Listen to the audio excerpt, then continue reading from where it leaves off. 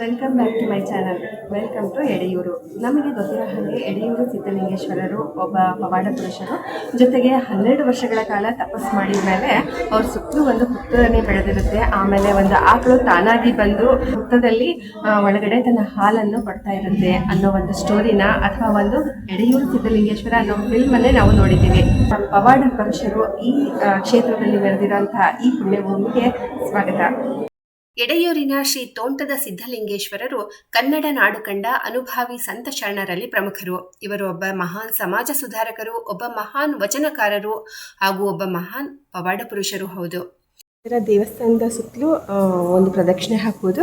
ಮತ್ತು ಮೇಲ್ಗಡೆ ಎಲ್ಲ ಸುತ್ತಲೂ ಅಂದರೆ ದೇವಸ್ಥಾನದ ಗರ್ಭಗುಡಿಯ ಸುತ್ತಲೂ ಕೂಡ ಎಡೆಯೂರು ಅವರ ಮಹಿಮೆಯನ್ನು ವರ್ಣಿಸಿರುವಂಥ ಕೆತ್ತನೆಗಳನ್ನು ಕಟ್ಟಿದ್ದಾರೆ. ತುಮಕೂರು ಜಿಲ್ಲೆಯಲ್ಲಿ ಬರುತ್ತೆ. ಆ ನಂತರ ಈ ದೇವಸ್ಥಾನಕ್ಕೆ ಫ್ರೀ ಎಂಟ್ರಿ ಇದೆ. ಪೂಜೆ ಮಾಡೋ ಸಮಯದಲ್ಲಿ ಮಾತ್ರ ಮುಚ್ಚಿರುತ್ತೆ, ಇಲ್ಲದೇ ಇದ್ದರೆ ಬೆಳಗ್ಗೆ 4:30ಯಿಂದ ಸಂಜೆ 9 ಗಂಟೆವರೆಗೂ ಓಪನ್ ಇರುತ್ತೆ. ಮತ್ತು ದಾಸೋಹ ನಡೆಯುತ್ತೆ ಪ್ರತಿದಿನವೂ ಕೂಡ. ಆಮೇಲೆ ದೇವಸ್ಥಾನ ತುಂಬ ಹಳೆಯದಾಗಿರೋ ಪುರಾತನವಾದ ದೇವಸ್ಥಾನ. ತುಂಬ ಗೋಪುರಗಳಲ್ಲೆಲ್ಲ ವರ್ಣಚಿತ್ರಗಳನ್ನು ಹೊಂದಿರುವಂತಹ ಈ ದೇವಸ್ಥಾನ ನೋಡಲಿಕ್ಕೂ ಕೂಡ ತುಂಬ ಸುಂದರವಾಗಿದೆ. ಲೋಕ ಸಂಚಾರ ಮಾಡ್ತಾ ಇಲ್ಲಿಯ ಕಗ್ಗೆರೆಯನ್ನ ಗ್ರಾಮಕ್ಕೆ ಬಂದಿರ್ತಾರೆ. ಅಲ್ಲಿಯ ಮುಖಂಡ ನಂಬಿಯನ ಅನ್ನೋನು ನನ್ನಲ್ಲಿಗೆ ಬರಬೇಕು ಅಂತ ಭಿನ್ನವಿಸ್ಕೊಳ್ತಾನೆ. ಅವರು ಆಯ್ತು ಅಂತ ಹೇಳ್ತಾರೆ. ಆಗ ಅವನು ಹೋಗಿ ನಾನು ಎಲ್ಲ ಸ್ವಲ್ಪ ಇದಕ್ಕೆಲ್ಲ ರೆಡಿ ಮಾಡ್ಕೋತೀನಿ, ಆಮೇಲೆ ನಾನು ನಿಮಗೆ ಕರೆಯೋಕ್ ಬರ್ತೀನಿ ಅಂತ ಹೇಳಿ ಅವರನ್ನ ಆ ತೋಟದಲ್ಲೇ ಕೂಡಿಸಿ ಅವ್ನು ತನ್ನ ಮನೆಗೆ ಹೋಗ್ತಾನೆ. ಆದ್ರೆ ಅಷ್ಟರೊಳಗೆ ಏನಾಗ್ಬಿಡುತ್ತೆ ಅಂದ್ರೆ ಬೇರೆ ಊರಿಂದ ಕೆಲವೊಬ್ರು ಇವ್ರ ಮೇಲೆಲ್ಲ ಆಕ್ರಮಣ ಮಾಡಿ ಇವ್ರನ್ನೆಲ್ಲ ಸೋಲಿಸಿ ಇವ್ರನ್ನೆಲ್ಲ ಸೆರೆಯಾಳುಗಳನ್ನಾಗಿ ಮಾಡ್ಕೊಂಡು ಅವ್ರ ಜೊತೆ ಕರ್ಕೊಂಡು ಹೋಗ್ಬಿಡ್ತಾರೆ. ಅದರಿಂದ ಅವ್ರಿಗೆಲ್ಲ ತಪ್ಪಿಸ್ಕೊಂಡು ಬರೋಕೆ 12 ವರ್ಷಗಳಾಗ್ತದೆ. ಆಗ ಅಲ್ಲಿ ತೋಟದಲ್ಲಿ ಒಂದು ದೊಡ್ಡದಾಗಿರೋ ಹುತ್ತು ಬೆಳೆದು ಬಿಟ್ಟಿದೆ. ಅಲ್ಲೆಲ್ಲ ಆಕಳುಗಳು ತಾವೇ ಹೋಗಿ ಅದ್ರ ಮೇಲೆಲ್ಲ ಹಾಲು ಸುರಿತಾ ಇರೋದನ್ನ ನೋಡ್ತಾರೆ.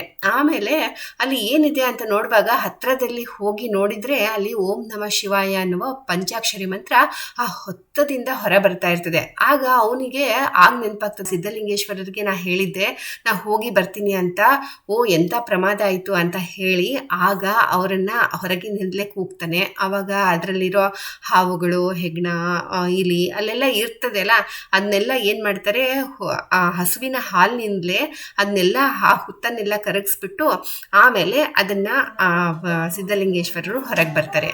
ಹಾಗಾಗಿ 12 ವರ್ಷಗಳ ಕಾಲ ಅಲ್ಲಿ ಇದ್ರಲ್ಲ ಅವರು, ಹಾಗಾಗಿ ಅವರಿಗೆ ತೋಂಟದ ಸಿದ್ಧಲಿಂಗೇಶ್ವರ ಅನ್ನೋ ಹೆಸರು ಮುಂದೆ ಬರುತ್ತೆ.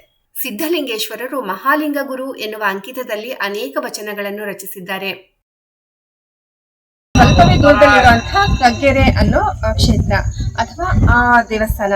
ಆ ಕಗ್ಗೆರೆನಲ್ಲಿ ಎಡೆಯೂರು ಸಿದ್ಧಲಿಂಗೇಶ್ವರರು 12 ವರ್ಷಗಳ ಕಾಲ ತಪಸ್ಸು ಮಾಡಿದ್ರು. ಸುತ್ತಲೂ ಹುತ್ತ ಬೆಳೆದಿತ್ತು. ಅಲ್ಲಿ ಬಂದು ಒಂದು ಕಾಮಧೇನು ದಿನನಿತ್ಯವೂ ಆಕಳ ಕೊಡುತ್ತಿತ್ತು ಅನ್ನೋ ಕಥೆ ಕೇಳ್ತೀವಲ್ಲ, ಅದು ನಡೆದಿರೋದು ಆ ಕಗ್ಗೆರೆನಲ್ಲಿ. ನನ್ನ ಹಿಂದೆ ಕಾಣ್ತಾ ಇರೋದು ಕಲ್ಯಾಣಿ. ಪ್ರತಿ ದೇವಸ್ಥಾನದಲ್ಲಿರೋ ಹಾಗೆ ಇಲ್ಲಿ ಕೂಡ ಕಲ್ಯಾಣಿ ಇದೆ. ತುಂಬ ಇದ್ರದ್ದು ಒಂದು ಸ್ಪೆಷಾಲಿಟಿ ಅಂದರೆ ತುಂಬ ಕ್ಲೀನ್ ಆಗಿದೆ. ಅದರಲ್ಲಿ ದೀಪದ ಬೆಳಕು ಕೂಡ ನಾವು ಈಗ ಕಾಣಿಸ್ಬೋದು. ಆ್ಯಕ್ಚುಲಿ ನಾನು ರಾತ್ರಿ ಬಂದಿದ್ದೀನಿ, ಸಂಜೆ ಟೈಮಲ್ಲಿ. ಮತ್ತು ದಿನನಿತ್ಯವೂ ಪ್ರತಿನಿತ್ಯವೂ ಇಲ್ಲಿ ದಾಸೋಹ ನಡೆಯುತ್ತೆ. ಮತ್ತು ಈ ಕಲ್ಯಾಣಿಯ ಬಗ್ಗೆ ಇನ್ನೊಂದು ಹೇಳೋದಾದರೆ, ಕಲ್ಯಾಣಿ ಅದು ಸುತ್ತಮುತ್ತ ಒಂದು ಚಿಕ್ಕದಾಗಿರೋ ಗಾರ್ಡನ್ ಮಾಡಿದ್ದಾರೆ.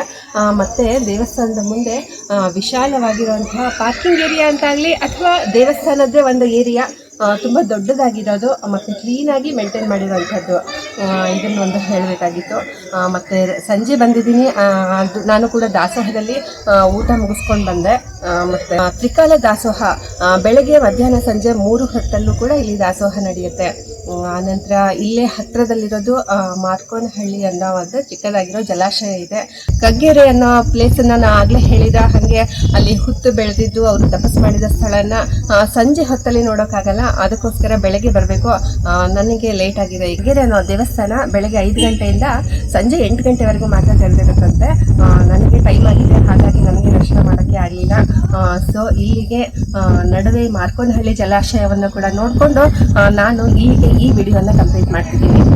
ಈ ವಿಡಿಯೋ ಹೇಗೆ ಅನ್ನಿಸ್ತು ಅಂತ ಖಂಡಿತ ಕಮೆಂಟ್ ಮಾಡಿ ತಿಳಿಸಿ. ಇಂಥದ್ದೇ ಮತ್ತೊಂದು ಹೊಸ ವಿಡಿಯೋದೊಂದಿಗೆ ಭೇಟಿಯಾಗೋಣ.